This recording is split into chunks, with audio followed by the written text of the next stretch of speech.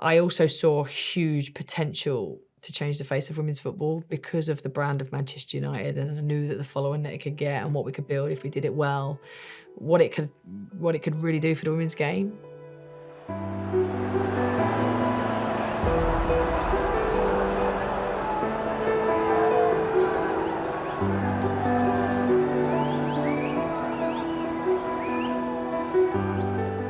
I think my experiences of being player manager was one of the steepest learning curves I could have had in terms of lack of resources, lack of support, and having to do everything yourself, and being really creative with session design and how you can get the information into your players that were your teammates and how you're managing them. And my short stint with England was fascinating, but do you know, I think the biggest reflections on that was I went in one camp as a player and I came back the next camp as an assistant coach. But the big positive I took from it was the players said to me, it's like you've always been in this role. I think because I was a captain, I was in the leadership groups, I'd almost removed myself from thinking about playing for 4 years.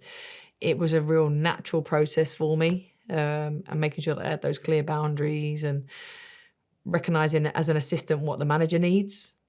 Because then when I went into management, what I needed from my assistants was probably different than the way Phil worked. But again, what I did realise very early in that was I needed day to day. I needed to be in a club. I wanted to be on the grass. I wanted to be around players more. I wanted to, because I need to learn. And you don't learn enough on international camps. It's about preparing for a game and trying to win a game, and you can't develop players in the same way. And I like to develop players, I like to coach, and I wanted to be around them more. So when the opportunity came up to interview for the Man United job, I asked Phil's permission and then I jumped at it. Well, I heard they were starting a team and there was a rumour, and obviously it's been something that has been wanted to happen in the women's game for a long time. And Phil mentioned that it was definitely happening. And I said to Phil, do you mind if I put my name in the hat? And I had to go to Old Trafford, where I designed a presentation on what I'd do in the first 30 days in the job, basically. How I'd build a team, what my philosophy would be, how I'd structure, because the team didn't exist. So we had to build it from the start, full-time players, full-time staff. I'd heard rumours of lots of high-calibre coaches and managers going for the job. So if I'm honest, I didn't even think for 1 second I'd get it. I just wanted to go through the experience of the interview. And then it was actually, I was doing Premier League productions or something with Phil, and I was in the green room getting ready, and Phil came in and went, I think you've got the job. And I was like, okay. And then I got a phone call from John Mert, who's director of football there now, to say, we'd like to come in and have another chat and come into the training ground. And they told me I had the job. The minute Phil said it, I was already planning. Right, who am I going to sign? How am I going to do this? What's it going to look like structurally in terms of organisation? What staff do I need? And yeah, it was 4 weeks to build an entire team. Is quite stressful. The target, the minute I joined, was, because we were in the Championship, was to get promotion first year. The club said, there's no pressure to get promoted. We're just building this slowly. We had a kind of crawl, walk, run strategy. And I was like, nah, we're going to get promoted. We're going to win the league, not just get promoted, we're going to win. That was my target. I'm going to build a team to win the league. I also saw huge potential to change the face of women's football because of the brand of Manchester United, and I knew that the following that it could get and what we could build if we did it well, what it could really do for the women's game. And obviously it comes with pressure and expectation, and that badge. Man United's a big club, then you get in it and you're like, it's huge. And I wholeheartedly believe I need pressure. I work better with pressure when my back's up against the wall. I feel like I come out fighting. So for me, it was the perfect opportunity. I didn't need to use any motivation. I think players came in and we set our expectations from the start. We started speaking about Champions League in week 1, and we're still in the Championship, but we were going, this is where we're going to go, this is how we're going to build. We wanted to show that we can compete from the off with the best and the league above. I'd signed players who trusted, I was extremely privileged. There were players that trusted me and the club and dropped down a level.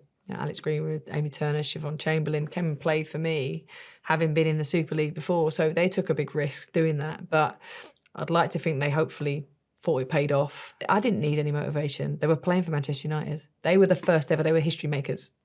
I wanted to always do one thing a month where we put the ball away, and we had to do something as a team that was different, whether it stretched our comfort levels, whether it encouraged leadership, teamwork, cohesion, and you saw so many different things come out of people. So obviously we brought in almost like a celebrity jungle type thing where we had snakes, spiders, and people I can't stand spiders. So we faced our fears together. We did UK Ninja, we did sumo wrestling, but the physio wouldn't let me do that again. But that was having a laugh together, but being competitive. We did water yoga, we did high wiring, but it was just about, because we knew we were 21 players, 6 full-time staff at the time, all strangers coming together to be one. How quickly we connected, how quickly we could get them cohesive was really important. But what we also did was get everybody to share their journey. And I started that process. So I went through my childhood, my ups, my downs, my adversities, my career. So they knew who they were playing for. And if I was prepared to stand up and be vulnerable in front of them, they had to do the same.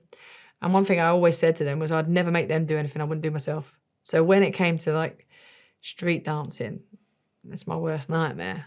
But one of the places, well, you've got to do it then. And I'm like, yes, I'm going to join. And all the staff did it. And we all did it together because some things made us uncomfortable. But if you're going to go and win a Champions League or you're going to go and win a league title, it's not going to be comfortable. So you need to be comfortable being uncomfortable.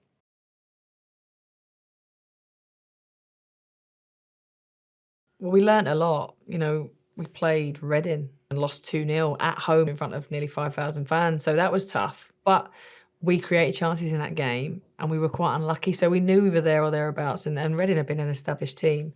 To then obviously win the Continental Cup group, which had Liverpool League above, Reading League above, and Everton League above, gave us the belief that we knew we could play Super League football. Then going and playing Arsenal in the semi-final, we started really well. We had chances. I thought we were really bright, and Arsenal were one of the best teams. To only lose that 2-1 and really put a marker down. But what it enabled me to do is see where we were short when we go up. So if we really wanted to compete, I need to recruit that type of player and that type of player. And I could do that recruitment before Christmas. So by January, I already knew that, right, I'm going to go and get Jackie Cronin because we need those legs in midfield who can go around and press. And I need this. And it kind of formulated my recruitment for me going up into the next league because I didn't just want to participate in the WSL. I wanted to go and compete and put a marker down there in our first year too. So we also played boys teams and gave them different tests that way and played teams in the league above in friendlies so that we could completely prepare them for what was ahead. I think we needed a little bit more quality at the back at times in terms of playing out. And I wanted somebody who could really stifle the opposition in midfield, and hence why I went and got Hayley Ladd, who's one of the best at it. So I was quite confident we had enough going forward. We would score goals. I did want another goal scorer who was a bit more experienced because we had young forwards, hence why I went and recruited Jane Ross, who was fantastic. And also bringing in people into our dressing room who knew what it was to be professional and to drive standards and to make people better every day. So that it was about talent, but it was about character too.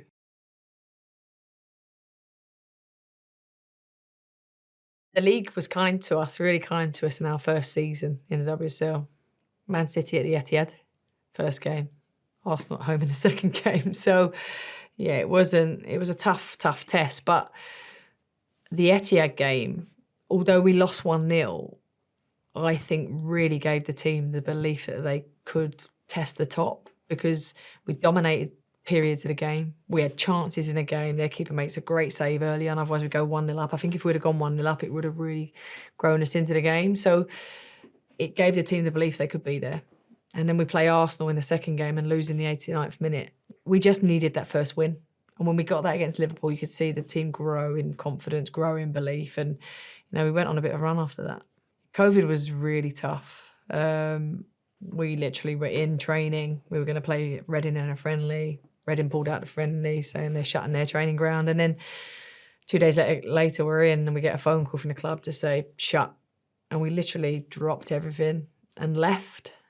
And I think the hardest bit was not knowing. So it was like, we're going to be back here. And then that moved. And the goalpost kept moving. And then you thought, you're watching the news and you're thinking, football's not important. It's really not. The most important thing at that point was to make sure my players were safe, my staff were safe. They were connected because some of our players lived on their own. No family, no friends, couldn't get out, couldn't do anything. So to make sure that we had processes in place where they were supported, so Zoom calls twice a week, cooking competitions, little technical tasks that we were doing. We made sure we got equipment out to everybody so that they could do what they needed to do, because they're athletes, are used to training. You strip everything away, they're going to struggle. So it was making sure that we were supporting staff, and we almost set up a bit of a buddy system. So you changed every week and you checked in with people just to check they were okay. And the same with players. We all had a few players each that we just checked in on. And I was disappointed, but it was the right thing. I know that the Premier League continued later, but with the finances in the women's game, the resources, you just couldn't justify spending that much money to finish a campaign when it was better off being invested in the new season and the new campaign and getting things up and running there. And it was the right thing to do.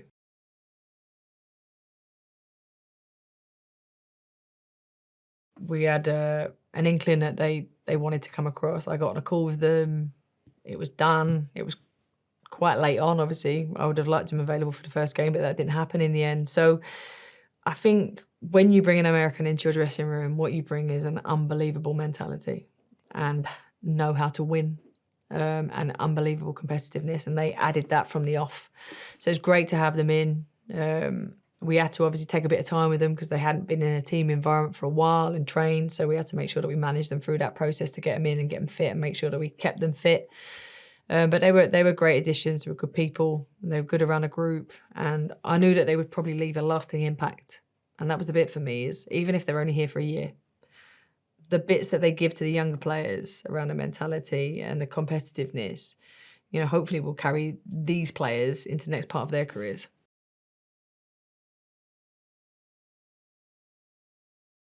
I'm not one to get carried away. I'm a realist. And I was a bit like, yeah, Arsenal was a good game. I thought we were convincing we deserved the points. We could have been battered in the first half against City. So we were lucky to get a point in the end. We were top. We'd put ourselves, all I said to the players is we'd put ourselves in a good position to get Champions League football. We're only halfway. You don't win a game on 45 minutes. So we weren't winning anything at half time. It was about then kicking on in the second half. Unfortunately, we were crucified by injuries at a really crucial time, which cost us. Our preparation for some games could have been better in terms of having to move around venues and stuff because we couldn't train on certain pitches. And that did impact the team. But I won't make excuses. We lost against Brighton when we shouldn't have. We lost against Reading when we shouldn't have. And that cost us in the end. It cost us a Champions League spot. I think the learning curve was like this, which was great. I needed it. I'm still learning. I'll never stop learning. I love the game and I want to evolve. I want to be better all the time. And I'm extremely proud of what I built with my staff there and what the players built. And let's not forget, in 2018 in May, there was no team. That team is now a competitive team and fighting to get in that top three. I think they've laid a really good foundation. I'm extremely proud of what we built. And I really hope the club take it to the next level now.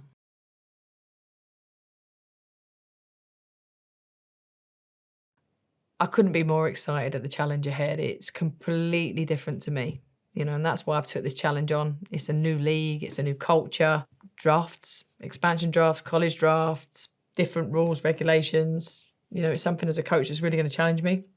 But that's what I want. I want to develop in and I want to be successful. And that's why I've gone there, because I'm working for someone who knows what success is. Jill Ellis has won back-to-back World Cups. She's been there, seen it, done it. And to be able to have that person above me to tap into their knowledge, their experience, I've not had that before. So I'm excited to get over there when I can eventually get over there. It's a life-changing decision, not just for me, for my family. And I think it's an exciting one. Everything I hear about San Diego is positive. I've been watching the league. I think it's one of the most, if not the most competitive league in the world for women's football. You literally never know who's going to win a game. And I like that excitement. And I like that I can go over there, and hopefully put my stamp on the team.